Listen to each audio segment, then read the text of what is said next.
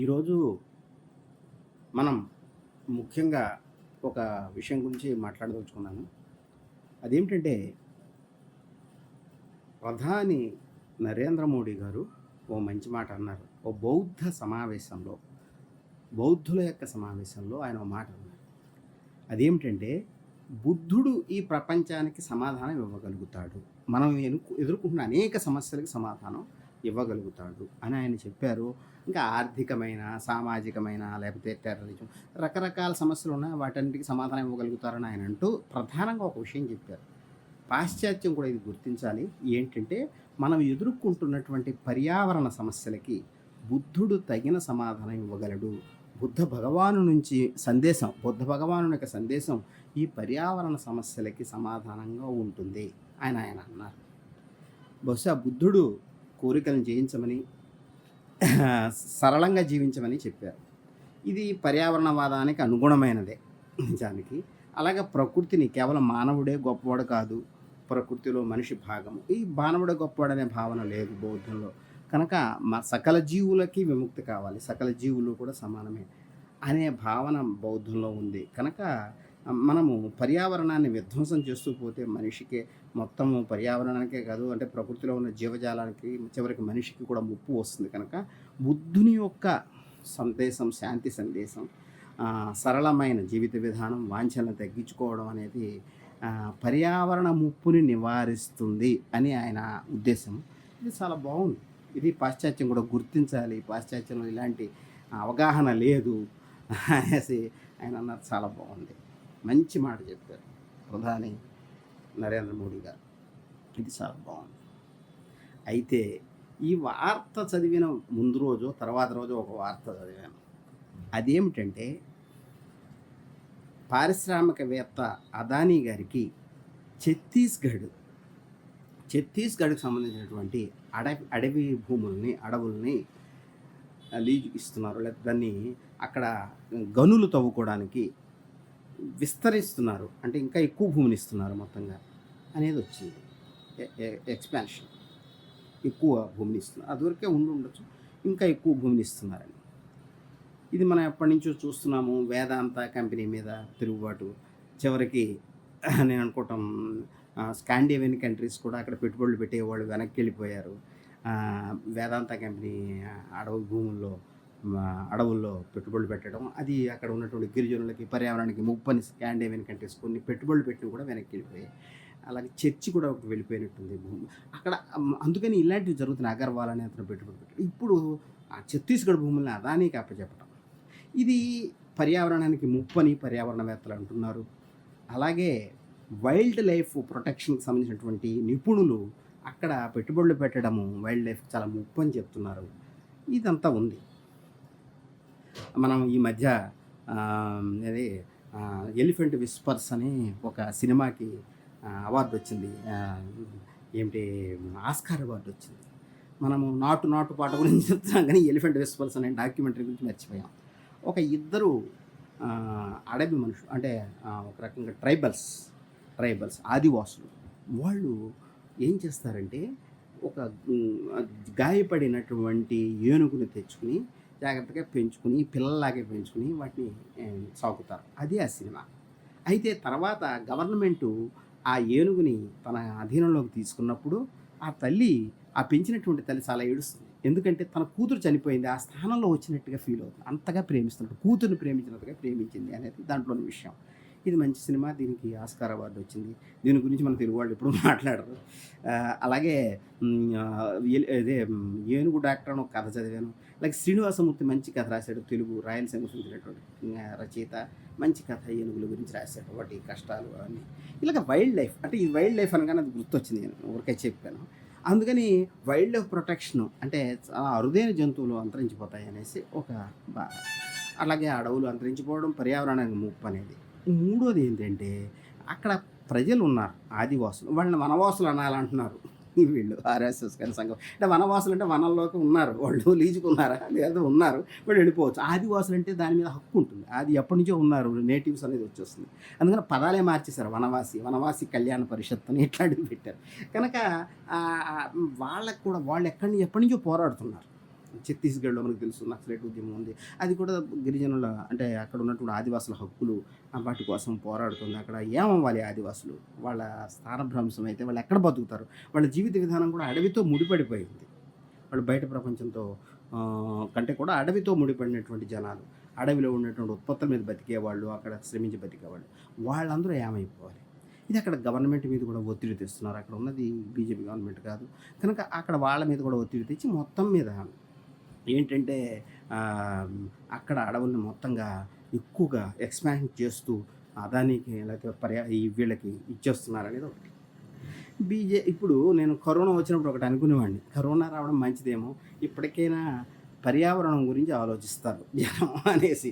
అంటే మొత్తంగా అడవులు, కొండలు అన్నీ నాశనం అయిపోయి కేవలం ఏవో కంపెనీలు, ఉద్యోగాలు లేకపోతే పెద్ద పెద్ద కంపెనీలకి అప్పచెప్పేయడం, ఇదంతా కూడా ఎక్కడికి దారితీస్తుంది? చివరికి ముప్పు వచ్చి మానవ జాతికి ముప్పు వస్తుంది అనేది అంటున్నారు. ఇదంతా కూడా తగ్గుతుందేమో అనుకుంటే ఆ రోజుల్లోనే అసలు ఇంకా ఈ హిందూ ప్రభుత్వం, ఈ మన గవర్నమెంటు ఇంకా హక్కుల్ని తీసేస్తూ వచ్చింది.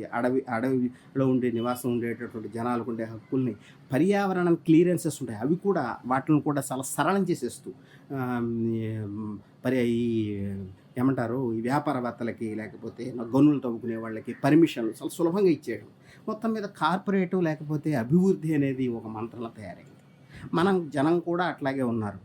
ఉదాహరణకి హైవేలు, హిమాలయాల్లో హైవేలు, ఉత్తరాఖండ్లో కానీ అక్కడ వేయడం మీద చాలా వ్యతిరేకత ఉంది. అంటే పర్యావరణవేత్తలు చాలా ముప్పని మాట్లాడుతూ ఉన్నారు. దాన్ని ఎవరూ పట్టించుకోవట్లేదు. ఈ పరిస్థితిలో మొత్తంగా పర్యావరణానికి ముప్పు ఇటీవల కాలంలో మరీ ఎక్కువ వచ్చేసింది. మొత్తంగా అక్కడ ఉండే ఆదివాసీలకు కానీ అక్కడ ఉన్న అడవులకు కానీ ముప్పు వచ్చేసేటటువంటి పరిస్థితి, మొత్తంగా పర్యావరణానికి ముప్పు, హిమాలయాల్లో ఉండేటటువంటి వాటికి ముప్పు, వీటన్నిటి గురించి చాలా ఎక్కువ జరుగుతుంది చర్చ. ఎక్కువగా సులభం కూడా చేస్తారు పర్యావరణ క్లియరెన్స్. అంటే వాటి గురించి ఎక్కువ ఆలోచించకుండా పర్యావరణాన్ని పట్టించుకోవడం మానేశారు. ఈ సమయంలో బుద్ధుడు అనడం అనేది, బుద్ధుడు పర్యావరణం గురించి చెప్పారు, మన భారతదేశం ప్రత్యేకంగా చెప్తోంది అని అన్నారు. నిజమే, బుద్ధుడు చెప్పాడని. అయితే ఈ మాట నేను ఇతరత్ర పుస్తకంలో చదివాను. అంబేద్కరుని బుద్ధుడిని పోలుస్తూ లేకపోతే వాళ్ళకి ఉండే తేడాలు వాటి గురించి చెప్తూ ఒక పెద్ద ఆయన ఒక పుస్తకం రాశాడు. ఆయన పేరు ఆనంద్ తేల్తుండే. ఈ హిందూ ప్రభుత్వం ఆయన జైల్లో పెట్టింది. ఆయన ఇప్పుడు ఆయన ఒక పుస్తకం రాశారు. ఆయన ఏమన్నాడంటే బుద్ధిజంలో పర్యావరణానికి సంబంధించిన చాలా విషయాలు ఉన్నాయి. మొత్తంగా ప్రకృతిని, పర్యావరణాన్ని లేకపోతే సృష్టిని అంతా ఒక్కటిగా చూడటం అనేది ఒకటి ఉంది. అలాగే బుద్ధుడు ఒక సరళమైన జీవితాన్ని బోధించాడు. అది మార్క్స్ చెప్పలేదు. మార్క్సు చివరికి వినిమయం అంటే ఎక్కువ ఉత్పత్తి జరిగి ఆ ఉత్పత్తి భాగస్వామ్యం అందరికీ వచ్చినప్పుడు, ఒక సమాజం ఏర్పడినప్పుడు, ఉత్పత్తిలో భాగస్వామ్యం ఏర్పడినప్పుడు మొత్తంగా సమాజము అందరికీ అంటే ఉత్పత్తి ఎక్కువ చేస్తారు, అందరికీ అందుబాటులోకి అన్నీ వస్తాయి, ఒక సమాజంలో అది జరుగుతుందని. అంటే ఉత్పత్తి బాగా అభివృద్ధి చెందడము అనే ఒక షరతుని ఆయన చెప్పాడు, ఎవరు, కార్ల్ మార్క్స్.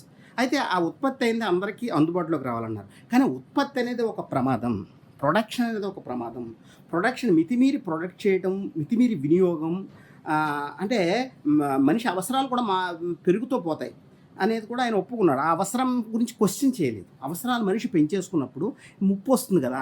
ఆ మనిషి తన అవసరాలను పెంచుకుంటూ ప్రకృతిని తన అవసరాలకు అనుగుణంగా ధ్వంసం చేస్తూ పోతే ముప్పు వస్తుంది కదా అనే విషయం మీద స్ట్రెస్ చేయలేదు మార్క్స్ అనేది ఆయన ఆరోపణ. అది బుద్ధుడు చేశాడు. బుద్ధుడు ఎందుకంటే మొదట్లోనే కోరికలను తగ్గించుకోవాలన్నాడు, వినిమయం తగ్గించుకోవాలన్నాడు అనేది ఇది ఎప్పటికైనా కూడా మంచి విషయం అవుతుంది. గాంధీ కూడా ఒక మాట అన్నాడు, మనిషి అవసరాలకి కోరికలకి అంతం ఉండదు, కానీ ప్రకృతి ఇచ్చేదానికి తక్కువ, అంటే మన కోరికలకి అంతం ఉండదు, కానీ ప్రకృతి అలా మీ కోరికలన్నింటినీ నెరవేర్చేదిగా ఉండదు. అంటే మీ కోరికల కోసం ప్రకృతి లేదు. అందుకని ప్రకృతిని ఇష్టం వచ్చినట్టు గాంధీ అన్న మాటలు కూడా ఉన్నాయి. గాంధీని ఆయన ఏమీ పట్టించుకోలేదు, కానీ గాంధీ ఇంకా బాగా చెప్పాడు, మనిషి కోరికలకి అంతం ఉండదు కానీ ప్రకృతికి అంతం ఉంటుంది, ప్రకృతికి లిమిటేషన్స్ ఉంటాయి, ఆ లిమిటేషన్స్ అర్థం చేసుకోవాలి అనేసి గాంధీ అన్నాడు. అందుకని గాంధీని అంబేద్కర్ని కలపాలనేసి డాక్టర్ ఎవరో కర్ణాటకకి సంబంధించిన నాగరాజని ఒక మంచి బహుజన రచయిత ఒక మాట అన్నాడు. మనము పల్లెటూరులో ఉన్నప్పుడు అంబేద్కర్‌ని గుర్తు తెచ్చుకోవాలి. పట్టణాల్లో ఉన్నప్పుడు గాంధీని గుర్తు తెచ్చుకోవాలండి. ఎందుకంటే గాంధీ గ్రామం గురించి మాట్లాడాడు. గ్రామ స్వరాజ్యం గురించి మాట్లాడాడు. కనుక గ్రామాలని టౌన్‌కెళ్ళినప్పుడు మనం పట్టించుకోవడం మానేస్తాం. వాళ్ళు ఎలా బతుకుతున్నారో మనకు తెలీదు. మనకి హాస్పిటల్స్ పక్కన ఉన్నాయి కదా! సౌకర్యాలు ఉన్నాయి కదా! మనం బాగుంటే ఆ ప్రపంచం బాగున్నట్టే. మనం గ్రామం నుంచి పారిపోతే చాలు టౌన్‌కి అన్నట్టు ఉంటాం. కానీ టౌన్‌కెళ్ళినప్పుడు గ్రామాన్ని పట్టించుకోవాలి. గ్రామంలో ఉన్నప్పుడు సిటీ గురించి సిటీ ఎందుకంటే సిటీ కొన్ని స్వతంత్రతలను ఇస్తుంది. ఇక్కడ వ్యక్తికి హక్కులు ఉండవు. కనుక ఆ హక్కుల గురించి లేకపోతే ఇక్కడున్న అసమానతలను కొంత తగ్గించడం గురించి మనం సిటీలో ఉండేటటువంటి స్వతంత్రత, వ్యక్తి యొక్క లిబరేషన్ గురించి ఆలోచించాలని ఆయన చెప్తాడనమాట రైట్‌గా. అందుకని మనము అంటే సిటీకి వెళ్ళినా మనం గ్రామం గురించి, ఆడవాళ్ళ గురించి లేకపోతే ఏమవుతుంది సిటీ ఆ గ్రామం మీద ఆధారపడి ఉంది. మొత్తంగా సిటీ కల్చరే మెయిన్ అయిపోతే నాశనం అనేది, ముప్పు అనేది, పర్యావరణానికి ముప్పు వస్తుందని ఆయన నాగరాజు అన్నారు. ఇప్పుడు బుద్ధుడు ఆనంద తేలుతుంపుడే అన్నట్టుగా బుద్ధుడు అంత బాగా అంబేద్కర్ కానీ, మార్క్స్ కానీ అర్థం చేసుకోలేకపోయారు అని అన్నారు. ఎవరు? ఆనంద తేలుతుంపుడే. అందుకని అటువంటి ఇప్పుడు ఆనంద తేలుతుంపుడే మాటల్ని నరేంద్ర మోడీ గారు మాట్లాడడం చాలా బాగుంది. కానీ మరోవైపు ఈ సమయంలోనే హిందూ ప్రభుత్వం సమయంలోనే పర్యావరణానికి తీవ్రమైన ముప్పు వస్తూ వచ్చింది. నేను ఇప్పుడు ఒక విషయం చెప్పదలుచుకున్నాను. ఏంటంటే మన సంస్కృతి, సంప్రదాయం, కల్చర్ అనే పదాలు చాలా వినపడుతున్నాయి. ఇప్పుడు మిడిల్ క్లాస్ కూడా దీన్ని చాలా ఎక్కువగా ఇష్టపడుతుంది. ఇప్పుడు మన ఆంధ్రదేశానికి వద్దాం. ఇదంతా ఎందుకు కానీ మన దేశం సంగతి మన తెలుగుదేశానికి వచ్చినట్టే తెలుగు వాళ్ళు ఎక్కువగా చాగంటి కోటేశ్వరరావు గారు, బ్రహ్మశ్రీ చాగంటి కోటేశ్వరరావు గారి యొక్క ఉపన్యాసాన్ని వింటారు. ఆయనకి హీరోయిన్ల కంటే కూడా చాలా పేరు. అంటే ఎక్కువ ఆయన యొక్క ఉపన్యాసాలు అంత ఎక్కువగా రోజు వింటారు. సినిమాకి వెళ్తారో వెళ్ళరు కానీ ఈ మిడిల్ క్లాస్, ముఖ్యంగా బ్రాహ్మణ మిడిల్ క్లాస్, మిగిలిన మిడిల్ క్లాస్ కూడా కారులో ప్రయాణిస్తున్నప్పుడు కానీ ఎప్పుడు కానీ ఈ చాగంటి కోటేశ్వరరావు గారు ఉపన్యాసాలు వినడం నేను చూస్తూ వచ్చాను. ఆ మహానుభావుడు ఆయన వేదాంగవేత్తగా పేరు.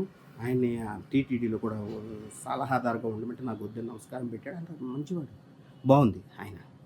అయితే చాగంటి కోటేశ్వరరావు గారు చాలా మంచి విషయాలు మాట్లాడతారు. చాలా అంటే ఆయన్ని కొంతమంది చాలా ఛాందసుడు, లేకపోతే ఛాందస్మైన అంటే మేల్ చావనిజం అన్న మాటలు మాట్లాడతారని ఆయన అంటారు. కానీ ఆయన ఆధునికంగా కూడా మాట్లాడతాడు చాలా. అవి మేల్ చావనిజం అనేది అన్ని చోట్ల ఉంది. ఇప్పుడు ఆధునికతలోనే మేల్ చావనిజం ఒక భాగం. నువ్వు అభివృద్ధి చెందాలంటే మేల్ చావనిజం మీద డెవలప్ అవుతుంది. ఈ ప్రకృతిని ధ్వంసం చేయాలి, పురుష స్వామ్యం అనేది నెలకొల్పితేనే ఈ ఆధునికత, ఈ పట్టణ స్వామ్యం అనేది, నగర స్వామ్యం అనేది ఏర్పడింది. కానీ దీంట్లో ఏమో సమానత్వం ఏమీ లేదు. అది వేరే సంగతి, దాన్ని పక్కన పెడతాం. అదే మాట్లాడు. కానీ ఆయన అంబేద్కర్ గురించి మాట్లాడారు, కాటన్ దొర యొక్క గొప్పతనాన్ని గురించి మాట్లాడారు. అబ్దుల్ కలాం గారు, మరి ర్యాకెట్లను వదిలినటువంటి అబ్దుల్ కలాం గారిని మాట్లాడారు. ఏమి ఛాందసంగా ఏమంటారు, ఒక ఐఐటి స్టూడెంట్ తండ్రిని ఎంత బాగా చదువుకుంటున్నాడు, తన యొక్క క్రికెట్ కూడా చూడకుండా ఐఐటి స్టూడెంట్ తన తండ్రి గురించి, ఒక మెరైన్ ఇంజనీర్గా సముద్రం మీద ప్రయాణం చేస్తూ కుటుంబం కోసం త్యాగాలు చేస్తున్న తన తండ్రిని అర్థం చేసుకుని ఒక ఐఐటి స్టూడెంట్ ఎంత బాగా చదువుకుంటున్నాడు అనేది కూడా మాట్లాడతారు. అని వేద విద్యార్థుల గురించి ఎక్కడా మాట్లాడినట్టు నేను చూడలేదు.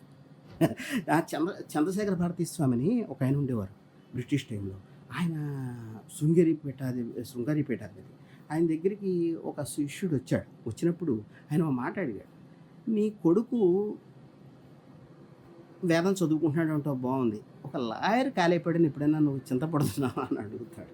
ఆయన ఏం సమాధానం చెప్పాడని వేరే సంగతి. ఇప్పుడు అందరూ అప్పట్లో లాయర్ కావడం చాలా గొప్ప. ఇప్పుడు ఐఐటి కావాలనుకున్నారు బ్రాహ్మణులైనా కానీ, వేదం చదువుకోవాలనుకుంటే వేద విద్యార్థుల గురించి ఆయన ఎక్కువగా మాట్లాడినట్టు ఏం కనపడదు. వేదం గొప్పతనం గురించి చెప్పారు, కానీ ఒక ఐఐటి విద్యార్థిగా ఎంత కష్టపడుతున్నాడు ఐఐటి విద్యార్థి కావడానికి అని చెప్పాడు. అందుకని మోడర్నైజేషన్ అంటే అంబేద్కర్ గురించి చెప్పాడు ఆయన. కాటన్ దొర ఏం చేశాడు, ఒక నీళ్ళని తీసుకొచ్చి నీళ్ళని అందరికీ అందుబాటులోకి తెచ్చాడు. వ్యర్థంగా పోనివ్వకుండా సముద్రంలోకి నీటిని వాడుకలోకి తెచ్చి సస్యశ్యామలం అయ్యేలా తీశాడు. ఆయన ఇటువంటి వాటి గురించి మాట్లాడతాడు. అందుకే ఇప్పుడు కోనసీమ కానీ ఇవన్నీ డెవలప్ అయ్యాయి, నీటి మీద ఇవన్నీ డెవలప్ అయ్యాయి. కోస్తా కానీ అదంతా డెవలప్ అయింది నీటి ప్రాజెక్టుల మీదే. కానీ నీటి ప్రాజెక్టుల మీద కూడా విమర్శ ఉంది. ఈ నీటి ప్రాజెక్టులను ఇష్టం వచ్చినట్టు కడితే అంటే పెద్ద ప్రాజెక్టులు మనకు పాశ్చాత్య ప్రమాణం కదా చదువుకున్న వాళ్ళందరికీ. పాశ్చాత్య దేశాల్లో కూడా ఈ పెద్ద ప్రాజెక్టులు పగలగొట్టేస్తున్నారు. ఎందుకంటే మొత్తంగా ముప్పు వస్తుంది అనేటటువంటి ఒక ఎరుక అనేది అక్కడ ఉంది. ఇప్పుడు పెద్ద ప్రాజెక్టులు కట్టడం వలన చైనాలో వరదలు వస్తున్నాయనేది కూడా ఉంది. మనకంటే చాలా పెద్ద ప్రాజెక్టులు వాళ్ళు కట్టేశారు. కానీ కాటన్ దొరని ఒక దేవుడిలాగా ఆయన చెప్తాడు. ఎక్కడ చూసినా విగ్రహాలు ఉండడం కానీ, ఏది కానీ. అందుకని ఎందుకంటే అప్పట్లో తర్పణం కూడా వదిలేవారు కాటన్ దొరకి బ్రాహ్మణులు. కనుక కాటన్ దొరని ప్రమాణంగా చూపుతూ ఆయన మాట్లాడాడు. బాగుంది. చాలా బాగుంది. అంతేగాని ఆయన వట్టిన ఛాందసంగా మాట్లాడట్లేదు. కేవలం అద్వైత వేదాంతమే మాట్లాడట్లేదు. ఇలాగ ఆధునిక విషయాలను చెప్పడం కానీ ఆధునికంగా మాట్లాడడం. ఆధునిక అభివృద్ధికి అనుగుణంగా మాట్లాడుతున్నాడు ఆయన. ఎందుకంటే ఆధునిక అభివృద్ధిని ఏం బ్రాహ్మణులు తిరస్కరించట్లేదు. తమ కొడుకులు ఐఐటీ కావాలనుకున్నారు, తమ ప్రొఫెసర్లు కావాలనుకుంటున్నారు, తమ కొడుకులు అమెరికా వెళ్ళాలనుకుంటున్నారు అందరూ. అటువంటి పరిస్థితులు దానికి అనుగుణమైనగానే ఆయన చెప్తున్నారు. దానిలో భాగంగా వేదాంతము, పురాణాలన్నీ చెప్తున్నారు. క్షేత్రాలు తిరగమంటున్నారు. టూరిజం కూడా మోడర్నే కదా. టూరిజం ఏమి అంటే స్పిరిచువల్ టూరిజాన్ని పెంచడం ద్వారా ఆయన కోట్ల టర్నోవర్కి కారణమవుతున్నారు. ఆ విధంగా ఆయన మోడర్నిటీకి అనుగుణంగానే ఆయన మాటలు అలాగే ఉన్నాయి, అవి ఆయన అలాగే ఉన్నాయి. కనుక ఆయన మనం తప్పు పెట్టాల్సిన అవసరం ఏమీ లేదు. ఆయన మోడర్నిటీకి ఎదురెదట్లేదు ఆయన ఏమి. లేకపోతే వ్యాపార నగరికి ఎదురెదట్లేదు ఆయన ఏమి. బాగుంది, చాలా బాగుంది. కానీ కొందరు ఎదురెదుతున్నారు సంప్రదాయవాది. వాళ్ళ గురించి ఆయన మాట్లాడారు. ఉదాహరణకు నేను ఒక విషయం చెప్తాను. కాశీ ఉంది. కాశీ ఆధునికీకరణ, దాన్ని చాలా పాత పట్టణం అది. ఏది కాశీనగరం అనేది చాలా పాత పట్టణం. వారణాసి, అదిగో వారణాసి అని హరిశ్చంద్ర పాటలు పాడతారు. అందుకని ఆ వారణాసి అతి ప్రాచీనమైన పట్టణం. కాశీయాత్రా చరిత్ర అని ఆయన పుస్తకం రాశారు. ఆయన అప్పట్లో కాశీయాత్ర చేస్తే కాశీకి వెళ్ళడం, కాటికి వెళ్ళడం అయినా కష్టం. అట్లాంటిది ఇప్పుడు మనం విమానాల్లో కాశీకి వెళ్ళిపోగలుగుతున్నాం. అయితే కాశీ విమానంలో వెళ్ళినా అక్కడ రోడ్లు కానీ చాలా ఇరుగ్గా ఉండి అంత ఇది దాన్ని నరేంద్ర మోడీ గారు చాలా ఆధునికీకరించారు. అనేకమైనటువంటి పడగొట్టి ఇరుకు సందులు విశాలం చేసి రోడ్లు వేసి ఇప్పుడు హిమాలయాల్లో కూడా హైవేలు వేయడం అన్నీ చేస్తారు. ఇవన్నీ పర్యావరణాలు తప్పుపడుతున్నారు. ఆ సంప్రదాయవాదులు కూడా తప్పుపట్టారు. పర్యావరణవేత్తలు సరే, సైన్స్ మీద ఆధారపడిన వాళ్ళు సంప్రదాయవేత్తలు కూడా తప్పుపట్టారు. ఎందుకంటే అక్కడ ఉన్న హోలీ స్ట్రక్చర్స్ని కొన్ని పగిలిపోతాయి. ఎక్కడ చూసినా నువ్వు శివలింగమే, ఎక్కడ చూసినా హోలీ స్ట్రక్చర్ ఏంది ఎక్కడ కాశీలో ప్రతి రాయి శివలింగమే. మరి దాన్ని పగలగొట్టేస్తే మరి ఇదంతా ఏమిటి అని సామవేదం షణ్ముఖ శర్మ గారు లాంటి ఏమిటి గొప్ప వేదాంత పండితులు తప్పుపట్టారు. అక్కడ ఉన్నటువంటి కొంతమంది బ్రాహ్మణులు, సంప్రదాయ బ్రాహ్మణులు, వేదవేత్తలు తప్పుపట్టారు. సన్యాసులు తప్పుపట్టారు. ఇదంతా మూలబడిపోయింది. సామవేదం షణ్ముఖ శర్మ గారు మనకి ప్రవచనకారులు ఇక్కడ తప్పు పెట్టిన వాళ్ళలో ఉన్నారు. వ్యాసం కూడా రాశారు దాని గురించి. ఇంకా ఏం చేస్తారో నాకు తెలియదు. ఇంకా అక్కడ స్వామి సానంద్ అని ఆయన ఒకప్పుడు ఐఐటి ప్రొఫెసర్. ఒక ఆయన గంగా ప్రక్షాళన కోసం చాలా కృషి చేశారు. మోడీ గారికి, నరేంద్ర మోడీ గారికి చాలా ఉత్తరాలు రాశారు. దాని మీద హైడ్రో ప్రాజెక్టులు, విద్యుత్ ప్రాజెక్టులు కడుతున్నారు. అలాగే దానిలో కాలుష్యాన్ని వదులుతున్నారు. ఇదంతా కూడా ఆపాలి.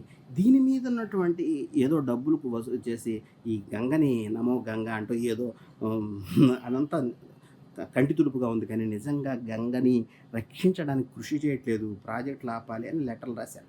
మొదట ఆయన ముందు కాంగ్రెస్ గవర్నమెంట్లో ఉన్నప్పుడు కూడా లెటర్లు రాస్తే వాళ్ళు కొంత పట్టించుకున్నారు. ఈయనైతే అసలు పట్టించుకోవట్లేదు. ఆ ఉత్తరాలకు సమాధానం ఇవ్వట్లేదు, ఏమి ఇవ్వట్లేదని నిరాహార దీక్ష చేస్తూ స్వామి సానంద్ చనిపోయారు. కానీ వేటి గురించి బ్రహ్మశ్రీ చాగంటి కోటేశ్వరరావు గారు ఎక్కడ మాట్లాడలేదు స్వామి సానంద్ గారి గురించి. శేఖర్ గుప్తా అనేటువంటి ఒక జర్నలిస్ట్ మాట రాస్తాడు. ఏమనంటే, ఇందిరాగాంధీ హయాంలో సంజయ్ గాంధీ దూకుడు కదా వచ్చి దీన్ని మోడర్నైజ్ చేయడానికి చాలా ప్రయత్నించాడు. కాశీని మోడర్నైజ్ చేయాలంటే చాలా పడగొట్టాలి, రోడ్లు వేయాలి, ఇవన్నీ. వెంటనే ఇందిరాగాంధీ దిగి అది వద్దని ఆపేయమని. ఎందుకంటే అక్కడ ఉన్నటువంటి సంప్రదాయవాదులు, సన్యాసులు వాళ్ళు ఏంటి ఇదంతా మీ కాశీని ఇట్లా చేస్తున్నాం అంటారని భయపడ్డారు. అలాంటిది కాశీని మోడర్నైజ్ చేశారు. గంగని ఎవరికి పర్యావరణవేత్తలను కానీ సన్యాసులు చెప్తున్నటువంటి దాన్ని అంతా పట్టించుకోకుండా ఎవరికి అప్పచెప్పేశారంటే వ్యాపారవేత్తలకి అప్పచెప్పేశారు. మీరు పర్యావరణము, అడవుల్లో దేవుణ్ణి చూడటం అది అలా ఉంటుందండి. కాశీ, గంగా అవి నష్టపోతున్నాయని స్వామి సానంద్ లాంటి సన్యాసులు, పర్యావరణం గురించి తెలిసిన సన్యాసులు వాళ్ళంతా మాట్లాడుతున్నప్పుడు వాళ్ళ గురించి ఎక్కడా లేదు. కాటన్ దొర, గ్రేట్ కాటన్ దొర గురించి, ఆయనకు పెట్టిన విగ్రహాల గురించి బ్రహ్మశ్రీ చాగంటి కోటేశ్వరరావు గారు మాట్లాడారు. బ్రహ్మశ్రీ చాగంటి కోటేశ్వరరావు గారు స్వామి సానంద్ గురించి ఒక కన్నీటి బొట్టైనా వదిలితే ప్రమాదం వచ్చేస్తుందా? మీరు వేదాంత విధులు గంగలో దేవుణ్ణి చూడలేకపోయారా? కాశీ విధ్వంసంలో శివుని. ఎందుకంటే శివుడు తన కంఠంలో విషాన్ని అడ్డుపెట్టి ప్రపంచాన్ని కాపాడాడు. కనీసం మనం ఈ పర్యావరణాన్ని కాపాడుకోవడానికి అంత విషయాన్ని మింగకపోయినా కొంతైనా ప్రయత్నం చేయడం తప్ప? అది శివునికి మెప్పు కాదా? శివుణ్ణి మెప్పించడం కాదా? బ్రహ్మశ్రీ చాగంటి కోటేశ్వరరావు గారు మీకు నమస్కారం పెడుతున్నాం. అటువంటి వాళ్ళ గురించి కూడా మాట్లాడండి. ఈ ర్యాకెట్లు వదిలిన వాళ్ళ గురించి, ఈ మోడర్నైజ్ చేసిన వాళ్ళ గురించి, వ్యాపారాలని పెంచి పోషించిన వాళ్ళ గురించే కాదు, అటువైపు నరేంద్ర మోడీ గారు మాట్లాడుతున్నారు. ఎంతో కొంత బుద్ధుడి గురించి మాట్లాడారు, పర్యావరణం గురించి మాట్లాడారు. కానీ పర్యావరణ పరిరక్షణ ఏమీ జరగటం లేదు. పైగా పర్యావరణ విధ్వంసం జరుగుతుంది. ఇది ఒక రకమైతే శివునికి బాధ కలిగించే విషయాలు జరుగుతున్నాయి. శంకరునికి, భోళా శంకరునికి హృదయం బాధపడేటటువంటి సంగతులు జరుగుతున్నాయి. దాని గురించి చాగంటి కోటేశ్వరరావు గారు ఒక కన్నీటి బొట్టు వదలలేదు, ఒక మాట మాట్లాడలేదు. నా హృదయం బాధపడుతుంది. మా కోనసీమలో మహాపండితుడు ఆయన ఆధునిక విషయాలు మాట్లాడరు, వేదాంతం మాట్లాడతారు, రామణ మహర్షి గురించి మాట్లాడతారని లేదు. ఆయన ఆఫ్రికాకు సంబంధించిన లీడర్స్ గురించి మాట్లాడారు. నెల్సన్ మండేలా గురించి కూడా మాట్లాడారు. కానీ స్వామి సానంద్ గురించి ఎవరు మాట్లాడతారు? ఎవరు మాట్లాడతారు స్వామి సానంద్ గురించి? ఇప్పుడు అబ్దుల్ కలాం గురించి ఆయన మన వీరభద్రుడు గారు, వడ్రేవి చిన్న వీరభద్రుడు గారు కూడా మాట్లాడారు. ఆయన కూడా మాట్లాడారు. స్వామి సానంద్ గురించి ఎవరు మాట్లాడతారు? ఆయన గురించి ఎవరు కన్నీటి విడుస్తారు? ఎందుకంటే ఆయన ఆధునికతకి ఎదురెడాడు, అభివృద్ధికి ఎదురెడి శివోహం అన్న వ్యక్తి. ఎవరికి కావాలి? అభివృద్ధి దైవంగా అనుకున్న వాళ్ళు అందరూ వీళ్ళే, ప్రవచనకారులు కూడా వాళ్ళే. ఎంత విధ్వంసం జరిగినా గొప్ప అభివృద్ధి. దానిలో మా ఐఐటి స్టూడెంట్ ఆ క్రికెట్ కూడా చూడకుండా కూర్చున్న ఆ మెరైన్ ఇంజనీర్ కొడుకు ఉద్యోగం రావాలంటే ఈ విధ్వంసం అవసరమే. కనుక కాశీ ఏమైపోయినా, గంగ ఏమైపోయినా మనం పట్టించుకోమనేది వచ్చేసి ఇది ఏమన్నా తప్పు? ఇదేమిటి? శివాయ్ శంకర, భోళా శంకర, ఏమిటి ఇదంతా? ఎవరు గుర్తిస్తారు? బుద్ధుని గురించి మనం మాట్లాడేసినంత మాత్రాన, శివునికి నమస్కారం పెట్టినంత మాత్రం సరిపోతుందా? ఇది నేను గుర్తించాలి అని చెప్తున్నాను బాధతో. అందుకని నేను ఈ చాగంటి కోటేశ్వరరావు గారు లాంటి మహానుభావులు అందరూ వింటారు ఆయన మాటలు. అట్లాంటి వాళ్ళు మాట్లాడాలి. ఈ పర్యావరణ విధ్వంసం ఒకవైపు అంటే ఎట్లా ఉంటుందంటే, ప్రపంచం చాలా విచిత్రమైనది, వైరుధ్యపూరితమైనది. నిన్ను వలే నీ పొరుగువాన్నే ప్రేమించుకున్న వాళ్ళే ప్రపంచంలో పెద్ద యుద్ధాలు, విధ్వంసము, కలోనిజం స్థాపించారు. బుద్ధుని బోధనలతోటే ఎంతో హింస జరుగుతుంది ఎక్కడ చూసినా. అలా జరగకూడదు. అది కాదు, నిజంగా బుద్ధుని బోధన అమలు జరగాలి, గాంధీ బోధన అమలు జరగాలి అని మనం ఆశించాలి. హాయ్ ఫ్రెండ్స్, మా టుడే టుమారో యూట్యూబ్ ఛానల్ చూస్తున్నందుకు చాలా థ్యాంక్స్. మరిన్ని లేటెస్ట్ వీడియోస్ కోసం వెంటనే సబ్స్క్రైబ్ చేయండి. అలాగే ఈ బెల్ ని కూడా రింగ్ చేసేయండి. మా నోటిఫికేషన్స్ అన్ని మీ మొబైల్లో వస్తాయి. అలాగే మా వీడియోస్ మీకు నచ్చితే లైక్ చేయండి, షేర్ చేయండి, నచ్చకపోతే కామెంట్ చేయండి.